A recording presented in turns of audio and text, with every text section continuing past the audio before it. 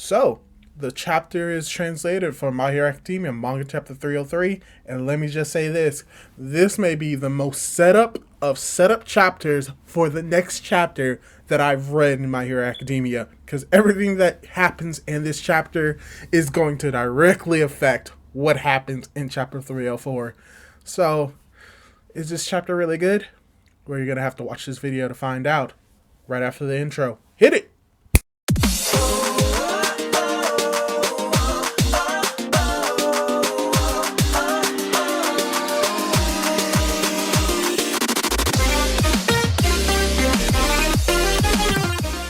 Hey guys, how's it going? It is your boy, Big Blue Drew, 97 here, coming at you with another manga review for My Hero Academia. Manga chapter 303, titled Top 3. And yes, with if that title didn't give it away, this chapter is going to be focusing on more of the Todoroki family, not necessarily in the flashback, but just them coming to the realization of everything that has gone on outside of the world with the involvement of the heroes, as well as we get both Hawks and Best Jeanist basically talking to Endeavor about the situation of Hero Society as is, and at the end of the chapter, we get a shocking revelation of what's going to be going on in Chapter 304. So before we get into the actual chapter review, I'd like to ask you, if you haven't done so, to subscribe to my YouTube channel for manga reviews. I try to do manga reviews for My Hero Academia every Friday, spoilers on Thursday when they come out, and potentially vigilantes as well as manga reactions later on in the day as well as on Sunday. So if you like that type of content, subscribe to my YouTube channel, Big Blue Drew 97. And without the way, let's get right into the review.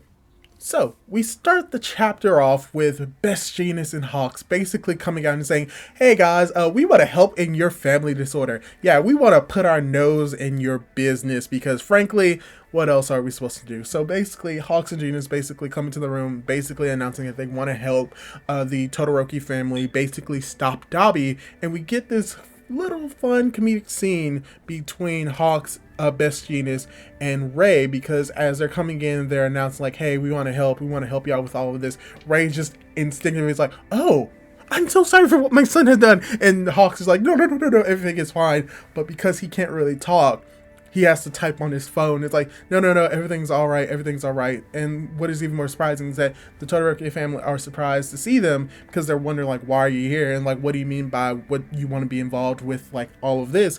And basically, Hawks and Best Jeanist, also another funny scene is that, is between Ray and Best Jeanist as well, where Best Jeanist is like, I'm sorry for the eavesdropping, that what we just did is illegal diddum, and Ray just has this idea of like, what is illegal diddum?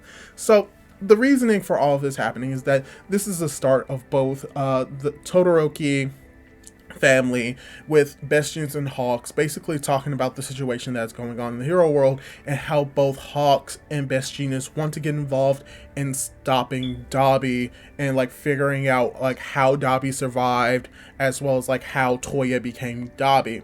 And something even more interesting about this is that before they really get into this conversation, because they do want to find out about Dabi, you have Hawks like talking with Shoto, and that that they all realize that yeah, what Dabi did is horrible. That no matter what's going to be happening, like Endeavor has to like own up to it. But then you have Hawks getting like really up close and personal with Shoto. Like he's basically just breathing down his neck. And Shoto is very concerned about this. He's like, you're too close. But he can't say anything because his throat is hurting. But you have Hawks basically like talk about like, yeah, I know like Endeavor was like really cruel to his first son. By the way, did he also give you that burn scar on your eye? And she's like, and then you have Shoto who's like, no. Scratch that. Shoto doesn't bring this up. Ray brings it up and it's like, no, I was the one that did that. As you see that Shoto is like a little bit sullen about that. And this is very important because we also get Hawks, because we also got Hawks' backstory. And this is the explanation for why we got Hawks' flashback and why we got another flashback and a deeper understanding of the Todoroki flashback, is because now we have contrasting between them. We see that both Hawks and Shoto had horrible upbringings with like their parents being abusive, like neglectful mothers, but we see that as Hawks distanced himself from them and refused like make contact with them even if he could, Shoto like put that all behind him and still was able to accept what they did and still show love to them. As like Hawks says that, oh Shoto, you're so cool, you're super cool, because Hawks realizes that this kid, we are the same, but he was able to like accept and forgive his mother where I couldn't do that and I left him. So Hawk sees something in Todoroki and Shoto that he lacked himself and that he regrets. He regrets not being able to connect with his mother because now his mother is on the run. She gave up information about Hawks. She's sorry about it, but Hawks is just so ingrained in this old way of like he couldn't forgive her that now he's feeling sorry for her, that and that he see, like I said, he sees himself basically in Shoto. Like this Hawks Shoto could have been Hawks if Shoto decided not to forgive his mother, not to begin to forgive his father, that they would end up in the same situation where Hawks is like a little bit more like not necessarily self-centered, but he doesn't show his emotions as much. And even though Shoto doesn't show his emotions as much, he's still more emotive and he's still forgiving. So it just shows like, this is something that's great about My Hero Academia, where you have characters that are in the similar situations, and if like their roles can be reversed, and you can see like kind of what would have happened like between Deku and Shigaraki.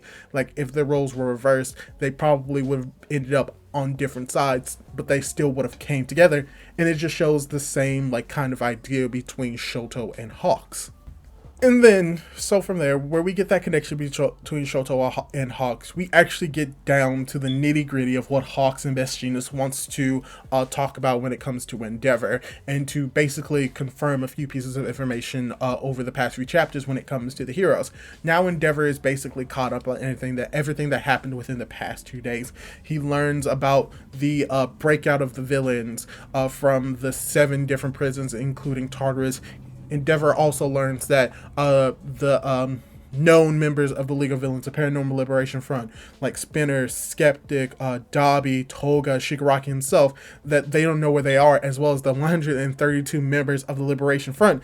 And because they keep bringing up that 132 members, for the most part, those are going to be playing crucial roles in the arcs playing for coming next, moving forward, because they may most likely be antagonists within those arcs, as well as the 7 high-end Nomu are also still missing, so they don't know where any of these villains are, as well as they have to deal with the other villains that broke out of these prisons thanks to Shigaraki. They're free, they don't know what's going on, or they don't know where they are. And Endeavor also learns about the fact that because of all of these villains are on the rise, heroes are beginning to leave in droves. They're beginning to resign extremely quickly, as well as you have the citizens taking up arms, taking up these support items, and causing more damage because they've lost hope in the heroes. So Endeavor is learning all of this, but even us as the readers, we're also learning some information that at the same time as Endeavor, because we also realize that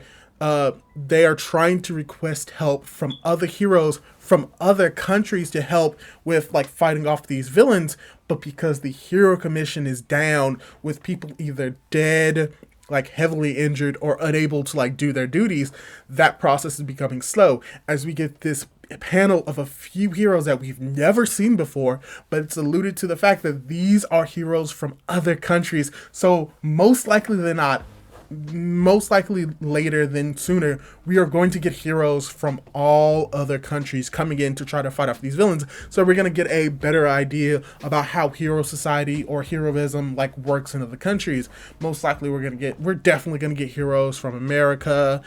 We most likely are going to get them from Europe. I think that at the very least we may get like a hero from like every like continent in the world. So the US, specifically like North America, South America, Europe. We're already in Asia, so they may get more heroes from Asia technically. Asia, Africa, Australia, not Antarctica, but we may get more heroes from there, and maybe one of these characters will have that type of nationality. So we're most likely definitely are going to get more heroes from different countries, and that is what this is alluding to. And now Endeavor knows that, and we as the readers also know this. And then we also have Hawks, who brings up this idea that, yeah, because all of this stuff is happening, you're caught up now. Yeah, you can't stop being a hero. But from here, this is where like the main idea of the top three comes from, because as soon as like Hawks brings up the idea that yeah, you can't stop being a hero, but don't worry, we'll help you. We're gonna support you. We're gonna be like a team. We're gonna meet up. Like we're gonna be. It's a team up between the top three heroes. And she's like, I'm gonna help you. I'm gonna support you because I understand that you're changing. As well as Bez Sheena chimes in, is like, yo, I've already supported Hawks. Like I'm basically already on the like way to hell. Hell is basically a runway for me now. So basically, we're gonna get a team up of the top three heroes. And this is also interesting because not only is this showing that, yeah, the top three heroes are working together to try and help society, but this is putting the burden not on one person's shoulders. Now the burden is about to be distributed, or at least lightened off of Endeavor's shoulders, onto Hawks and Bestchinas. And this is an idea that's been going around in the My Hero Academia fandom, that the flaw with the Hero Society is that it's over-reliant on one singular hero of peace, symbol of peace, the reliance of one hero. And now that both Bestchinas and Hawks are coming in, now that pillar, instead of just being one, is now being broken up into three, making it more stable. And I think this is going to eventually lead to not just the symbol of peace being one hero, but the symbol of peace being all heroes. And this is the start of that idea coming to fruition. So it's very cool to most likely see this start off in this chapter.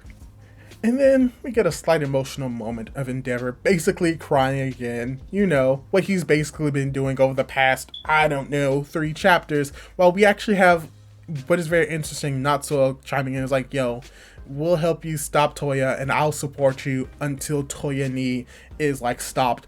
But until then, like, just I'll support you and whatnot. So, you know, that shows a little bit of character growth for Natsuo. He still doesn't fully accept his father, but at least like he's willing to support him until like their mutual goal is met. So that's a little bit of character development from him. But what is even more interesting, and what is going to, like, for the next few pages lead directly into the next chapter, is something that Hawks brings up. He's like, yeah, you're gonna have to talk to like everyone about like what happened. You're gonna have to talk to them about Toya. You can't really hide these accusations, but there's still one thing that is bothering me.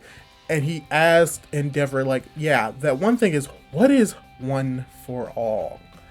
And from here, this is where it begins to get extremely interesting, mainly due to the fact that we have Fuyumi, who basically is like, oh yeah, I remember that. A lot of the reporters outside were talking about it as they were talking to us, as we get that slight flashback and more understanding of like what exactly they were being asked about when they were outside.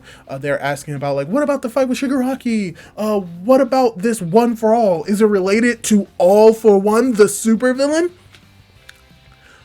The gears are turning. People are putting the dots together. The picture is being formed. We as the readers know that One for All has a connection to All for One, but now the characters are beginning to figure that out, and not just one or two like with Bakugo, but the entire like society is beginning to think One for All for One. Like, are they connected? How are they connected? We need to know. And this is also where the gears inside Endeavor begin to turn, because he's remember like, yeah, I remember hearing that. I remember Shigaraki saying One for All, and then Deku said something about One for All and that Shigaraki is after him. It has something to do with Deku! As we immediately cut over to Bakugo calling out for Deku's name. So we have basically at the same time that Endeavor comes to the realization that, oh, this has to have a connection with Deku, Bakugo is yelling at Deku as he's being taken away by Tsuyu, Floppy, Mineta, as well as Sato, as he's coughing up blood. So, you know, he's not fully healed at all, but he still has the ability to yell. And even like Ida chimes in, it was like, yo, you need to get out of here. We're in a hospital. By the way, you're still yelling. I mean, you have all those injuries, but like you're still louder than ever. So that's good. So yeah, we have Bakugo being taken away by his fellow students as they're trying to apologize for being loud in this hospital. As we also get the confirmation that Tokoyami as well as Kaminari are doing well, and they're about to be discharged today. So pretty much everyone else that we know who's injured and is still alive, except for like a few other like of the pro heroes, but pretty much all the students for the most part are okay. They're at least awake. They may not be happy. They're most likely depressed. Some of them are probably going to drop out, but at least that they're okay for now, except for one person, because we have Jiro, who basically confirms that Tokoyami and Kaminari are well, but now she's asking about Deku, if he's alright, as Ochako saying that she's anxious, and she says she's heard ... So we don't know exactly what she's heard, but she says that she's still anxious. As we also get Best Jeanist and Hawks coming in as they want to talk to Deku, and we get this funny interaction between Bakugo and Best Jeanist, where Best Jeanist is like, oh, King Explosion Murder God, Dynamite, oh, you seem to be doing well, and Bakugo chimes in, is like, does it look like I'm doing well right now? So that's just a funny scene. But something I said in the spoiler video is that I really enjoy the fact that Best Jeanist refers to Bakugo by his hero name, even though like in the chapter he thought it was ridiculous, like other people thought it was tacky, but he still like kind of accepts it. It's like, I realize that that's still not like the best hero name, but you chose it for yourself, and you said that you would tell me as soon as like you believed that you're a true hero. So it's just very good to see that he still refers to him by his hero name, showing like at least a form of respect and understanding, and like accepting that he is a hero at the very least, or that he accepts his hero name. So that's very cool. But tying into literally the last part of this chapter, we have Hawks wanting to talk to Deku, wanting to see if he can talk to him, as Ida says, oh, All Might says that we need to leave him alone for now, as Hawks is like, All Might? Why is All Might talking to this kid? As we get the last part of this chapter, where we have basically All Might holding on to Deku's arm, and it's like, I can feel it. Within young Midoriya, within One for All, right now, you're having a chat with the previous holders, aren't you? Chapter ends, no break next week. Oh, this is going to be great. Oh, so like I said, a lot of what's going on in this chapter is primarily setup and exposition. For the most part, we get more exposition about how Best Jeanist and Hawks is going to be involved in the Todoroki family trying to stop Toya, as well as we get more exposition of like exactly what we've known about the state of the Hero Society. The location of the villains are still unknown, at least Endeavor knows this, but we did get a little bit more information about the potential pro heroes from across the world coming into Japan to basically act as like the pseudo pro heroes trying to help like this state of chaos. So that was very interesting to learn, as well as just getting to see the interactions between Hawks and Shoto, showing that they're basically similar to Shigaraki and Deku, two sides of the same coin, where they could have ended up as one or another if they had done something differently, and just in this case beginning to forgive their parents in Shoto's case, and not really forgiving his parents in Hawks' case, and trying to distance himself from them. So it was cool to see that type of dichotomy between those two in this chapter. But like I said, for the most part, it was pretty much set up, like just setting up to 304, where they talk about Hero Society, they talk about One for All for One, and how they're connected, and how it's connected to Deku. And at the end of this chapter, we get the confirmation that Deku is talking to the previous vestiges of One for All. So most likely next chapter, we are going to see Deku communicating with all of the users of All for One.